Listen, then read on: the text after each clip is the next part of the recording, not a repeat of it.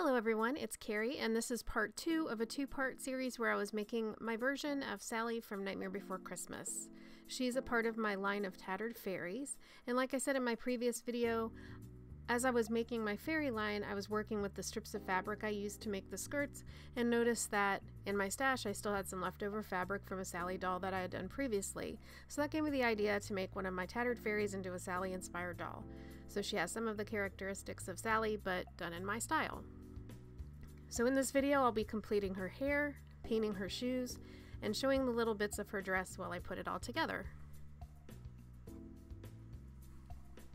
So when I put her hair in the turban, I'll make sure to part it down the center, so when I take off her turban it's in the perfect spot for me to not have to repart it. I always make sure that her part is extra rooted so there's no scalp showing down the center. So I just brushed her hair real good beforehand with a dog brush just to get out all the pieces that would shed. And here I'm taking some of this unscented, this is just like a generic from the dollar store gel that works well on the dolls because it's not too thick, it doesn't add too much product, it just really helps with smoothing the doll hair and keeping it in place. So I'm just layering or sectioning the hair out to make sure that I'm getting it throughout and combing it through as I go.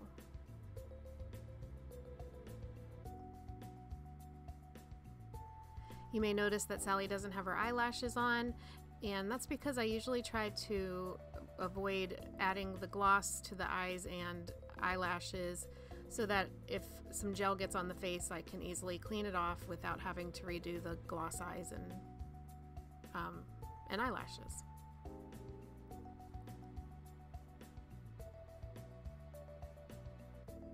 So just using like a rat tail comb, or this is a foiling comb, to smooth it out.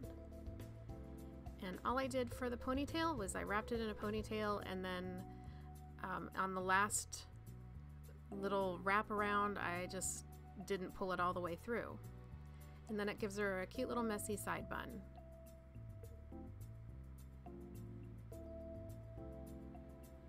And that gel allows me to scrunch up the hair to give it a cute little fluff.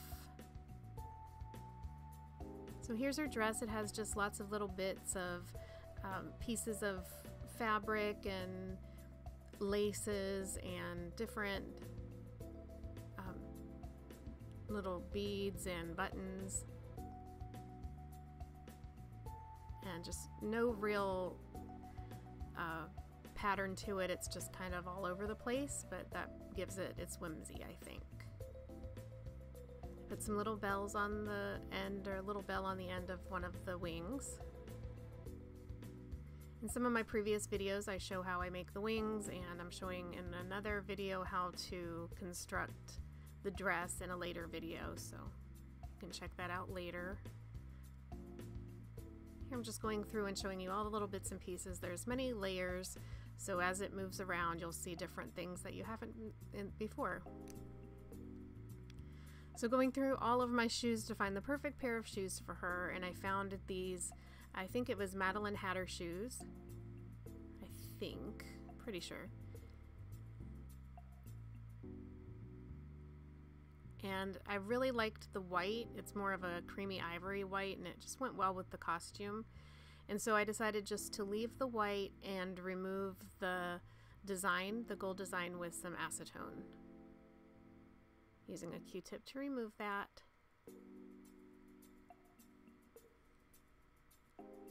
And then I just go back in with some acrylic paint in the colors of the dress, and I'll add some detail.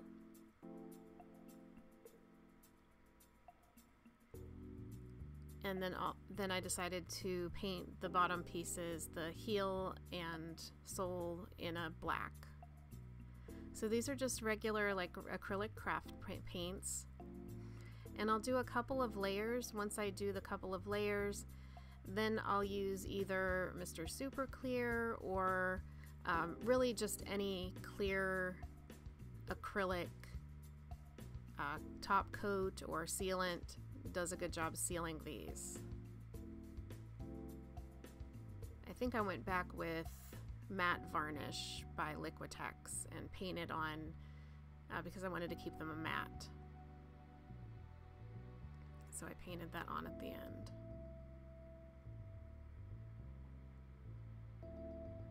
Just using a tiny little detail brush and going over the details. Some of these shoes have such cute detail, but you can't really see it until you paint it. So this had little flowers around the heel.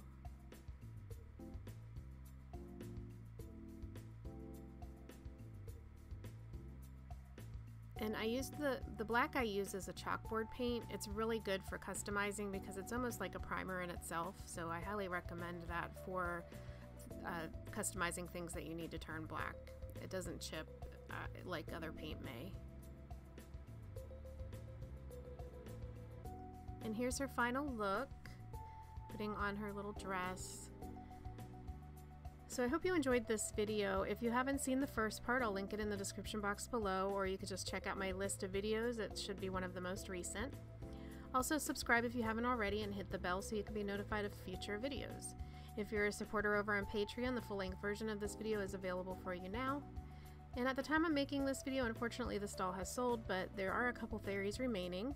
I will be showing them at the MegaCon in Tampa Bay the weekend of September 21st, 2018. So if you're in the area, come check it out and say hello. Whatever doesn't sell there will be in my Etsy shop after the show. And by the way, if you like this video, if you give it a thumbs up, I would love that. And thank you so much for watching. Have a great day.